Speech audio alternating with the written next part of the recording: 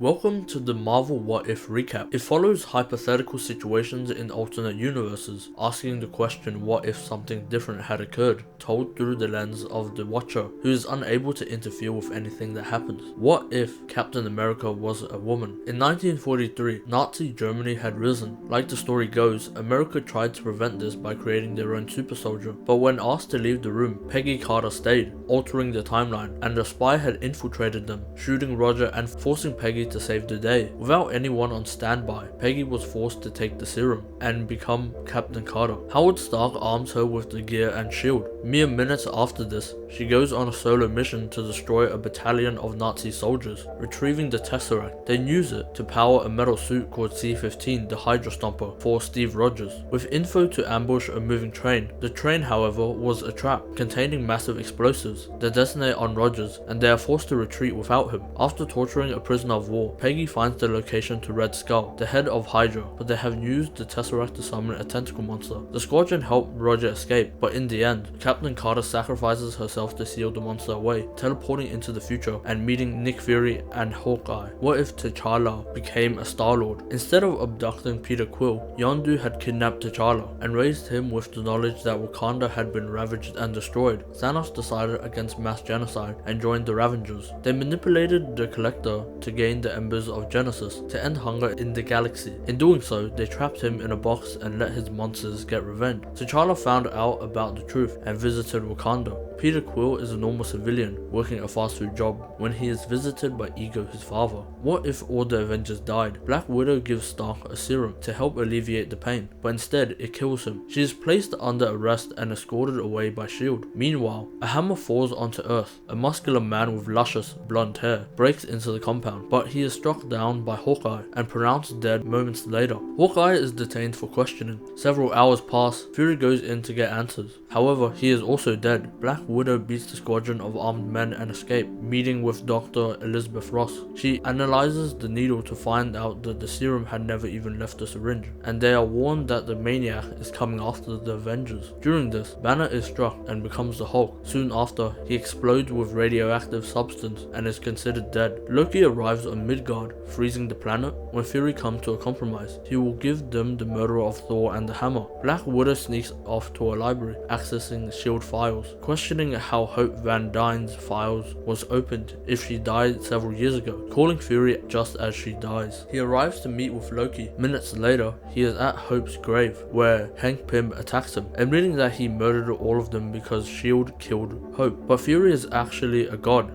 and beats him to a pulp. It was just Loki in a disguise, and Fury hands over Pym to them. And also Loki decides with world domination, he is now the leader of Earth. What if Doctor Strange lost his heart instead of his hands? After saving the patient's life, Stephen takes Christine out for dinner. Their night turns gruesome. On their drive out, a car hits into them, killing Christine as a result of the crash. Riddled with guilt and shock, he confides in the mystic arts, collecting the Eye of Agamotto, allowing him to alter time. On one rainy day, he gives in and travels back in time, trying to save Christine, but at every turn she is killed. He is informed of the possibility of world destruction if he continues by the Ancient One, but he presses on, entering the library of Cagliostro and viewing every book. His solution is to turn and absorb all the monsters. Upon the librarian's death and him accepting it, he turns back and recalls all the time wasted on an absolute event that could never change. Nevertheless, he goes outside. The world has splintered, and to save it, Doctor Strange must defeat his evil counterpart. The Ancient One split them, so he couldn't have enough power to revive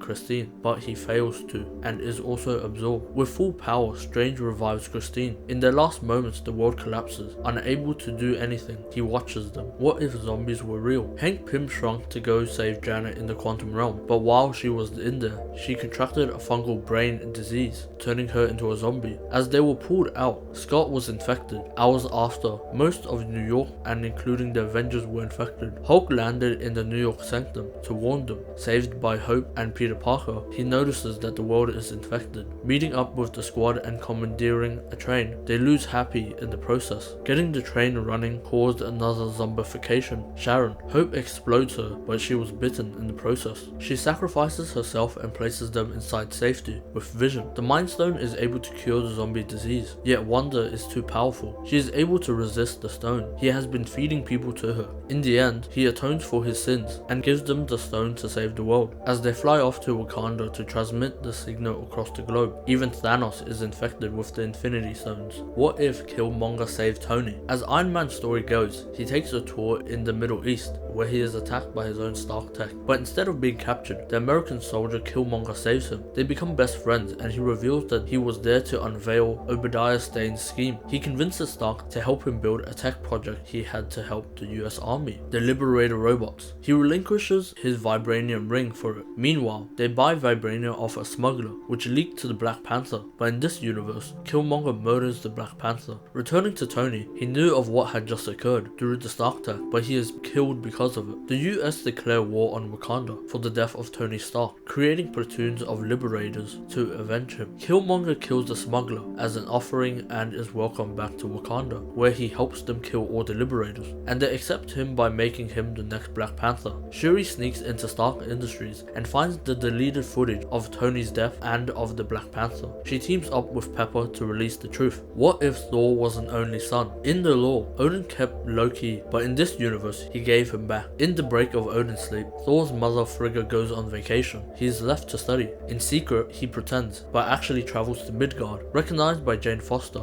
they party all night, until S.H.I.E.L.D. had an incident. They are worried he will blow up the planet like he did with the last. With Loki invited to the party, S.H.I.E.L.D. calls in Captain Marvel to stop Thor. They are about to explode the planet, but Jane had told Frigga about the incident. They rushed to clean up the planet, and did so just as Frigga arrived, disguising it as a trip abroad to study. What if Ultron had won? In the sacred timeline, the Avengers got to the cradle before Ultron and made Vision to defeat him, but in this timeline, Ultron got there first. He was able to defeat most of the Avengers with his aim in evolution. He killed Thanos and stole all the Infinity Stones, traveling across the universe and destroying different planets, worlds and heroes, until nothing was left. He was alone, but he spotted someone watching him, spotting more multiverses capable of evolution. The Watcher hoped for Black Widow and Hawkeye to find the files. When they found the Zola files and implanted the malware into an arrow, they used it to create the Zola robot with the ability to infect Ultron. Hawkeye sacrificed himself so they could escape. Zola couldn't infect Ultron because he was outside of the universe. He had broken into the nexus of all realities and started fighting the Watcher, beating him into multiple dimensions, barely escaping and recruiting the evil Doctor Strange. What if the Watcher broke his oath? He continues on to recruit Captain Carter, Killmonger, and all the other heroes mentioned in this story, setting them up in a tavern to explain their purpose in saving the multiverses, placing them on a universe with little intelligence, so Ultron won't spot them yet. Strange shields them and they prepare to fight Ultron. They distract him while T'Challa steals the Soul Stone, allowing Strange to portal in the zombies for Ultron for him to fight Wanda. Tired of all the struggle, Ultron freezes time and steals back the Soul Stone and unleashes blasters of immense power at Strange because he is the source of their shield. Meanwhile, Widow grabs the Zora arrow and launches herself off a motorbike, shooting it at Ultron. Captain Carter manages to unveil Ultron's headplate, infecting him with the Zola malware and therefore self-destructing Ultron. Killmonger tries to quickly steal the power, but Strange locks them both in a time capsule, leaving it for the Watcher to deal with. They walk through the doors, returning back to their universes and forgetting what had ever happened, and the Watcher places Widow inside a new universe with a missing Widow. This is where the story ends.